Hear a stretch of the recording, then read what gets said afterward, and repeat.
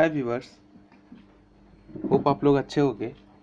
ये केमिस्ट्री का आपका नेक्स्ट लेक्चर है। इससे पहले आपने अगर वीडियोस को नहीं देखा है तो एक बार पहले के वीडियोस को देखें, उसके बाद इस वीडियोस को देखें, आपको ज़्यादा समझ में आएगा। आज हम लोग समझेंगे कि टाइप्स ऑफ रिएक्शंस क्या होते हैं। हमने अभी तक क्या क्या पढ़ रखा है, हमने अभी तक कवर कर लिया है कि रिएक्शंस क्या होते हैं, केमिकल बैलेंसिंग क्या होता है। फिर हमने रिसेंटली पढ़ा था कि एलिमेंट्स और मॉलिक्यूल्स क्या होते हैं, वैलेंसीज क्या होता है। ये सारी चीज़ें हमने कवर कर रखे हैं। अगर आपने नहीं देखा है तो एक बार प्लेलिस्ट में जाके इनको देखो, फिर आप इस वीडियो को देखना।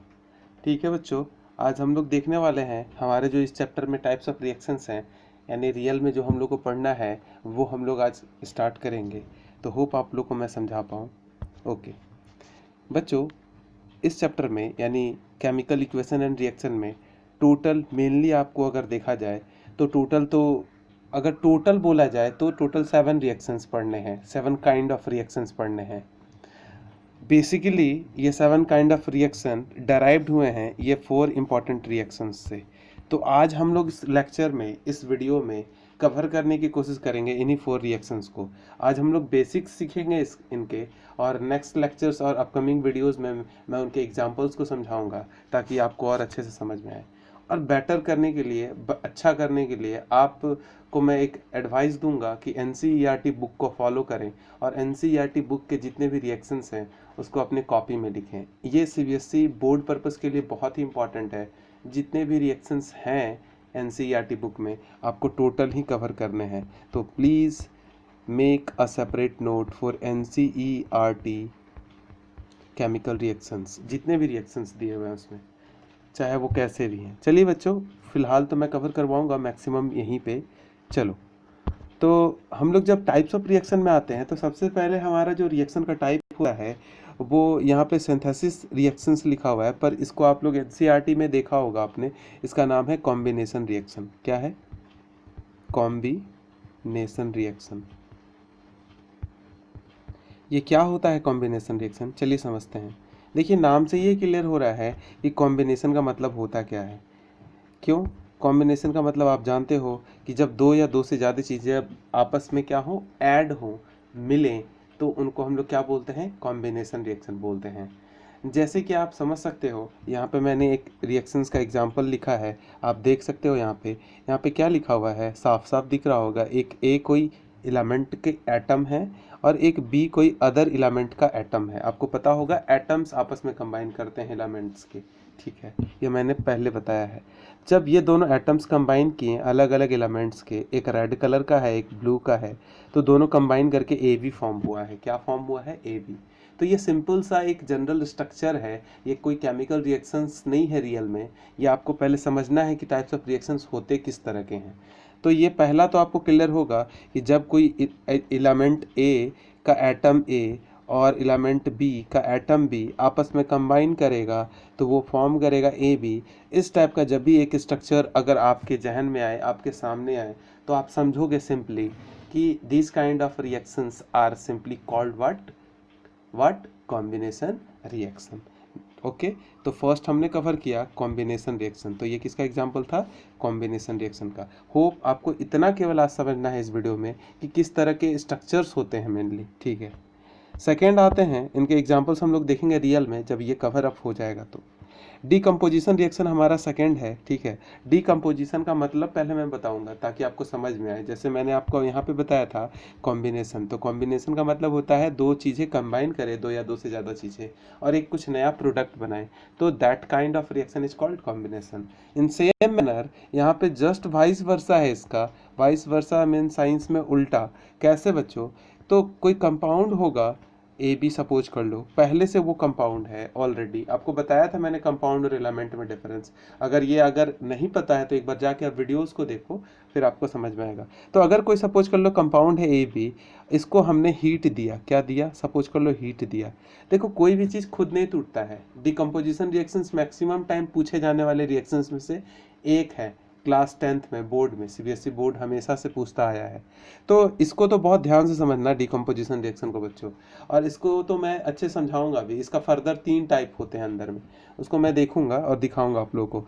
तो पहले तो आप जान लो कि डिकम्पोजिशन का मतलब होता है टूटना। तो कोई चीज़ टूटता क्यों है? By the mean of any kind of force, any kind of activities. Without any kind of force, external force, we can't break any kind of things. Like अगर आपको सपोज कर लो वुड को तोड़ना है, एक वुड का एक आप मान लो एक वुड लिया, लकड़ी ले लिया, इस लकड़ी को आपको ब्रेक करना है। क्या आप इसको कंटिन्यूअसली देखते रहोगे ऐसे करके? तो क्या ये देखने से ये टूट जाएगा क्या वुड? नहीं। इसको तोड़ने के लिए आपको कोई फोर्स अप्लाई करना होगा। You must apply some force, then only it can break. In the same manner, boys and girls, listen carefully. Decomposition reaction a kind of a reaction in which a compound, any compound, break to form two or more than two products, 2 और more than 2 products. यानी यहाँ पे क्या हो रहा है, अगर थोड़ा सा आपका IQ तेज होगा, और मेरे ख्याल से आपको सबको समझ में आ रहा होगा बच्चों कि कॉम्बिनेशन में यहाँ पे 2 चीज़ें या 2 से ज़्यादा चीज़ें मिलके एक प्रोडक्ट बन रहा था, पर यहाँ पे जस्ट उसका वाइस वर्सा है। एक सिंगल प्रोडक्ट जो है, सॉरी एक सिंगल रिएक्टेंट जो है, इसको रिएक्टेंट ही बोलेंगे, वो टूट करके 2 या 2 से ज़्यादा प्रोडक्ट बना रहा है। तो होप ये दोनों तो एक दूसरे के अपोजिट हैं, विपरीत हैं, समझ पा रहे होगे आप लोग, देख पा रहे होगे आप लोग। ओके, तो ये था ऐसे। और एक चीज़ और ध्यान रखने की बात है कि decomposition reaction without any kind of help के होगा नहीं। और ये किस तरह का हेल्प इसको चाहिए होगा? तो क्या कोई फोर्स चाहिए होगा? नहीं। केमिकल रिएक्शंस में फोर्स की आवश्यकता नहीं होती है, वो फिजिक्स में होता है। केमिकल रिएक्शंस में अगर आपको कंप्लीट करना है तो यहाँ पे कुछ ना कुछ केमिकल एक्टिविटी की जरूरत होगी। जैसे कि मैं एग्जांपल के लिए बता दे रहा हूँ, इसको मैं एलोब्रेट करूँगा अलग से।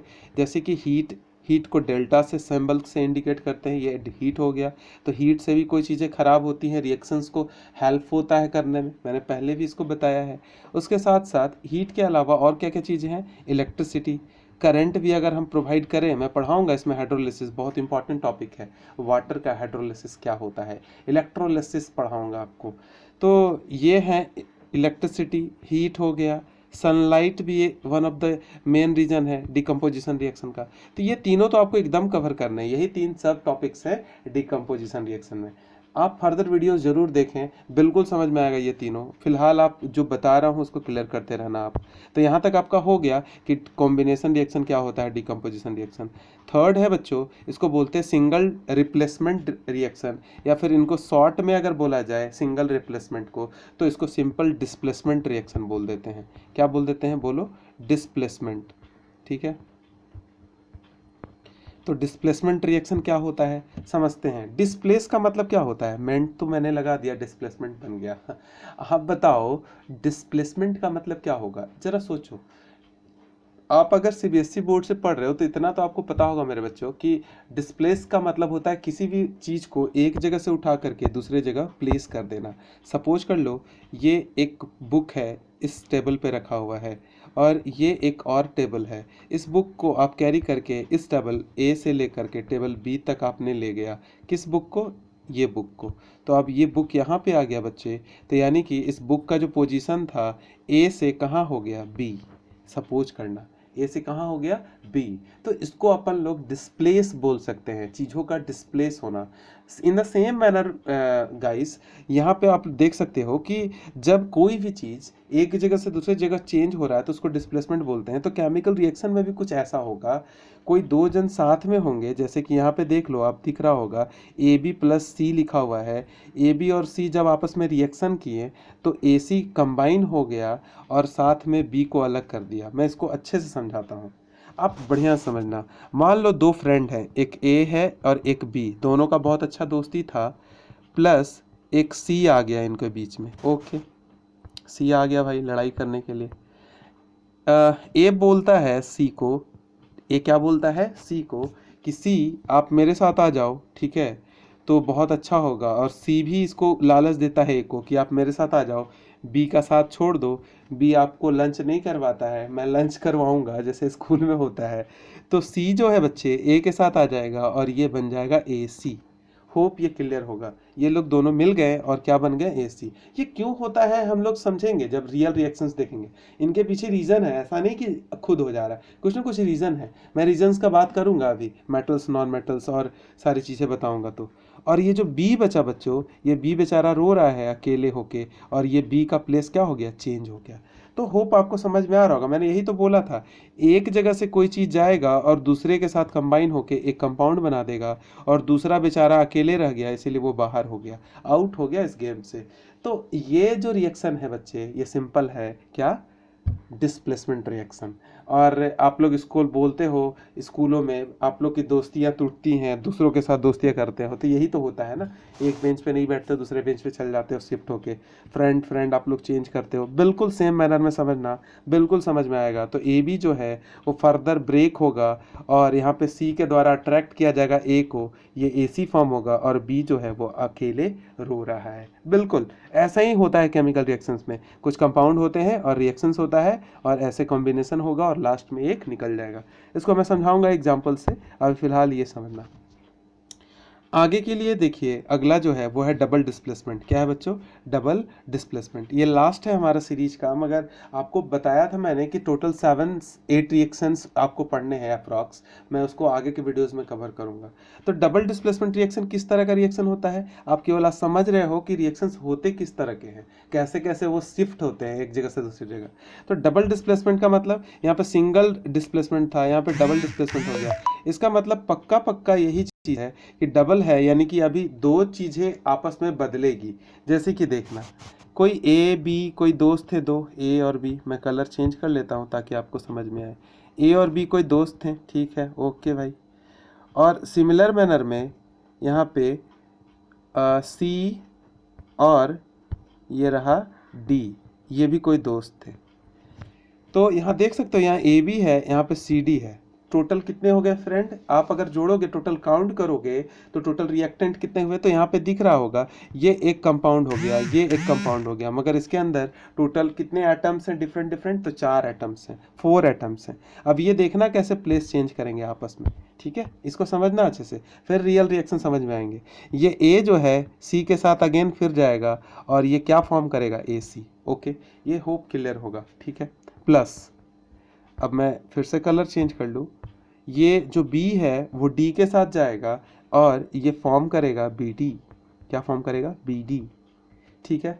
तो बैड बॉयज़ हो गया ये BD, ओके, और ये AC हो गया, कूलिंग, ओके। तो दोनों अलग अलग हो गए। होप आपको समझ में आ रहा होगा कि कैसे डबल डिस्प्लेसमेंट रिएक्शन हो रहा है। यानी डबल डिस्प्लेसमेंट की मीन सिंपल ये है कि दो चीज़ें आपस में क्या होंगी, इंटरचेंज होंगी, दो एटम्स क्या होंगे, इंटरचेंज होंगे। ये तो जनरल बातें थी, अब थोड़ा सा मैं टेक्निकल बताऊंगा ताकि आपको समझने में आसानी हो सारी चीज़ें। तो वीडियो लेंदी ना हो, इसके लिए ये वीडियो मैं अभी ही बंद करूंगा बच्चों। नेक्स्ट वीडियो ज़रूर देखिएगा, उसमें आप जानोगे कि कैसे रिएक्शंस जो हैं वो रियल में बोले जाएंगे, टेक्निकली बोले जाएंगे, और कैसे ये डिस्प्लेसमेंट रिएक्शन होते हैं। मैं रियल इनके एग्जांपल्स नेक्स्ट वीडियो में लाऊंगा। ओके, ठीक है बच्चों।